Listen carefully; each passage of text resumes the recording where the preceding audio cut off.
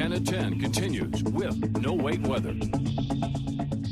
Well, congratulations, Mike, on going in the right direction. That's outstanding. We've been having a steady diet of cloudy skies lately. Yeah, but our temperatures are, well, they're going in the right direction as well, although it's been a little breezy. Here is a look at what we have on the radar tonight as we head to bed. Thunder and lightning in eastern South Dakota heading into the overnight on this February night. Clouds moving back in. We saw some stars across the FM area here this evening. That'll continue for a little bit longer. Mixed precipitation out to the west. As we take you in just a little closer, Ellendale and northeast South Dakota from Brown County all the way out towards Roberts County, a chance for some showers. You may hear a rumble of thunder with this fast-moving little disturbance. And as we take a look up to the north, here's where we have that chance for the sleet and the mixed precipitation heading into the overnight hours. It's been foggy up in these parts all day long. Here's a look outdoors. It is a little on the hazy side down low, but again, we've been seeing the moon and stars up straight above, so call it mostly clear and 37. Winds gusting to 25 miles per hour from that southerly direction. In Grand Forks, 35 on the thermometer. Wind from the southeast at 8, and it's mostly cloudy. Out to the west, we have 28 cool degrees in Oak, so it's cooled off rather rapidly with that quick clearing that we saw make its way through the region. Now that's moving through the valley, so we may see temperatures here in Fargo and Wapit and Breckenridge drop fairly quickly. And then as we look off into Lakes Country, a few more clouds out there in parts and mid-30s. That's pretty mild for this time of the night. Visibility under 10 miles, so we got that haziness across much of the valley. But again, northeast portions of North Dakota, the Langdon area, Cavalier, all the way towards Pembina, down into Carrington, as I mentioned, at 10. I think these counties will see this dense fog at times through the overnight hours.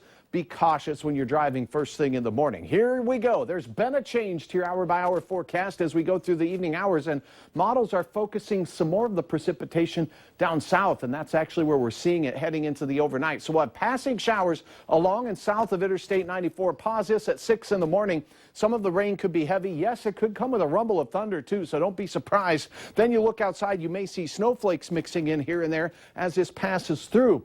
So a very complex weather situation with temperatures very close to freezing makes it interesting to forecast. Do know this, though, as you head to work and to school, there could be some areas with some very slippery conditions out there, and yes, still foggy. Notice our wind direction changing with the passage of this system. So on our Friday, the rain and snow moves out for most of us. It could continue on and get off again through northwest Minnesota. Look at the temperatures racing up there. We're talking low to mid-40s already by midday. I would not be surprised to see a renegade 50-degree reading out there. And that wouldn't be bad for this time of the year as we take a look at those westerly winds pushing the clouds and the moisture off to the east. Snow showers through Bemidji and Badette as we go into the afternoon.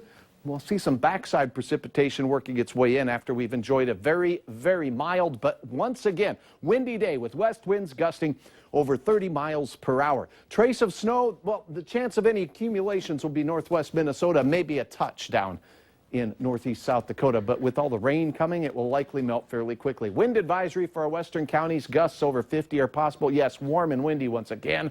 Fog, again, I mentioned this, but I do think our central counties here out toward Devil's Lake, Carrington, New Rockford, you could see some dense fog in the morning. 32 to start your morning. We're talking about a 38-degree reading at noon, and check this out. Temperatures kissing 45 degrees in the afternoon, again, gusty. We'll see some breaks in the clouds, though. The best of the weather is yet to come. Up north, periods of spotty showers and upper 30s, mid-40s to near 50 down to the south and west. Gorgeous scenes across the city as we remember our fallen officer. Here is Kayla Rice's photo. That was near the park there. And, well, here is your planning forecast. Jenna, blue lights at your place. That is fantastic.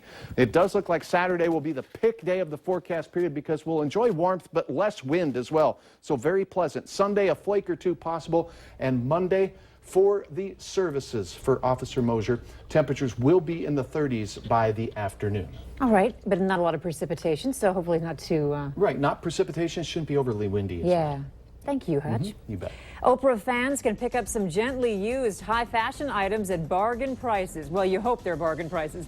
Details on this closet sale coming up later on Valley News Live 10 at 10. Up next, Flint, Michigan is a city in need of help. Who locally is shipping out just what the residents could use?